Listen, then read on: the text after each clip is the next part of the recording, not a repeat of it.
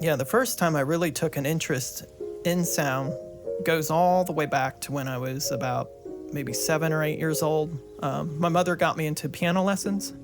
So I went through several piano teachers, and at that time, just being a machine, I was just trying to play the music perfectly. I wasn't really coming from an emotional place where I had any kind of connection to it. And it wasn't until my last piano teacher that I had, he asked me this question, and as an 8-year-old, he's like, well, what do you like? And I go, well, that's interesting. No one's ever asked me what music I've liked. This one very profound thing he said was, well, you should be playing music. You should be doing music because it gives you something. It gives something back to you. You feel some emotion to it, or it takes you somewhere.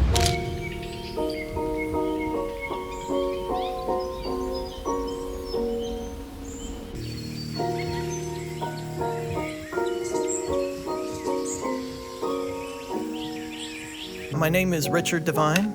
I'm an electronic musician, sound designer. You know, I'm constantly on the quest to discover something new.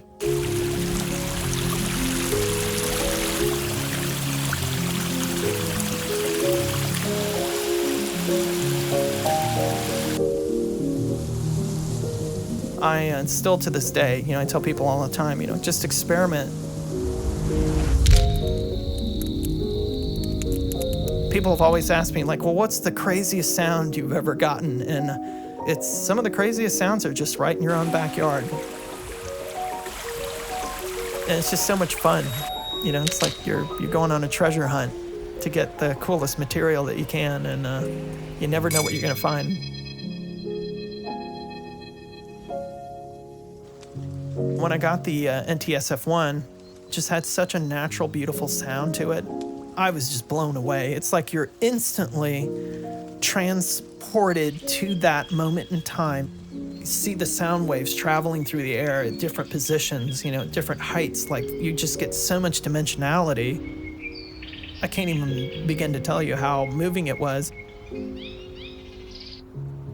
And yeah, it's just fascinating to me. It never ends. It never gets old. I'll never stop the quest of trying to find new sounds and discover new sounds through field recording. And like I said, some of the most interesting, unusual sounds I've ever captured in my entire life have always been out in the field.